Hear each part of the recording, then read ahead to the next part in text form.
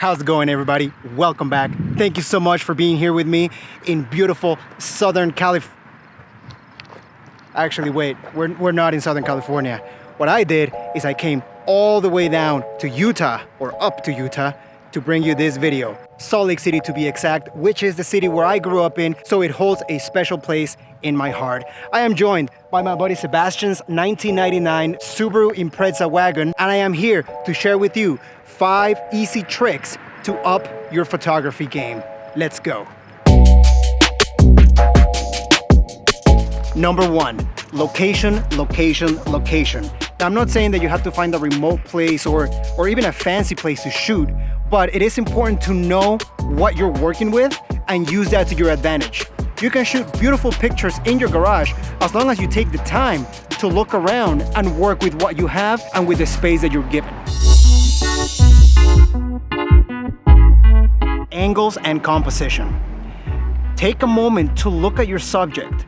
Look at the car, look at the front, look at the rear. I don't care what car you're looking at, what car you're photographing, it will always have an angle where it looks better from. For example, E28s. Those are gonna be 1980s 5 Series BMWs. Some of those came with a metal bumper on the front. So the best angle to shoot those from, in my opinion, is from an angle that's low to the ground, close to eye level with the bumper, so that it hides some of that protruding bumper that is not the best looking thing out there. Find the angle, play around, move to the left, then move to the right, and come back, go up, go down, get down with the ants. Getting with the ants means that you have to get your belly on the ground and take a view of the car from a ground perspective. A lot of times that really sets off most vehicles. So just make sure to play around with it. And of course, it's all personal preference and artistic interpretation, but angles mean the difference between just an okay picture and a really outstanding one.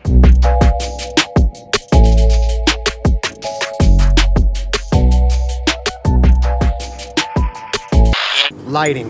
One of the most important concepts of photography is having the right light and having your subject be well lit. Depending on your artistic expression, you're going to interpret that in a different way.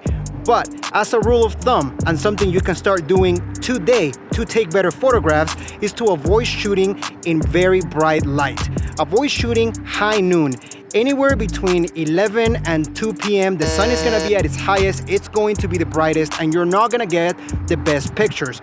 Wait for something called the golden hour. If you haven't heard of that term before, look it up. There's apps out there that will tell you when the golden hour is, but it's basically the half hour before and the half hour after the sun is about to set. So right now, it is the perfect golden hour to be taking shots of cars, of actually pretty much anything. Pay attention to the depth of field. Depth of field determines where the focus of your camera is. If you're shooting with a DSLR, you will have full control of your depth of field. If you're shooting with an iPhone or a camera phone, that might be a little bit different, but just be aware that there's also apps out there that will give you that capability on a phone that doesn't originally come with it from the manufacturer. Now, depth of field will make the audience look at exactly what it is you want to pinpoint or emphasize. Play with the depth of field, focus on something, come in close, zoom out, and just get a different perspective. You're gonna see the results of that immediately. Make it interesting by shooting through something or from behind something. Everyone shoots cars kind of in the same way. You have the subject, which is gonna be your vehicle, and you point the camera at it with nothing in the way. But very few people take it up to the next level and make it more interesting by shooting from behind a gate or maybe by a lamp post. So you have that blurred lamppost giving your picture a little bit more context. Now the viewer knows maybe where the car is, or it maybe gives it a different feel. So find interesting things that you can put your car behind and then try to see how you like that shot. There is no right or wrong answer, so play with it and you'll be amazed at what you can find.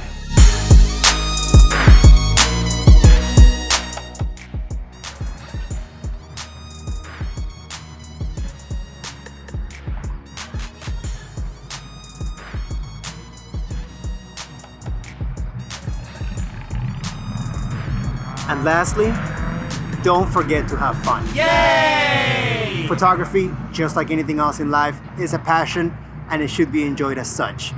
So go out there and put some of these things that I told you into effect, and who knows, maybe you already have a knack for it, an eye for it, and you don't even know it.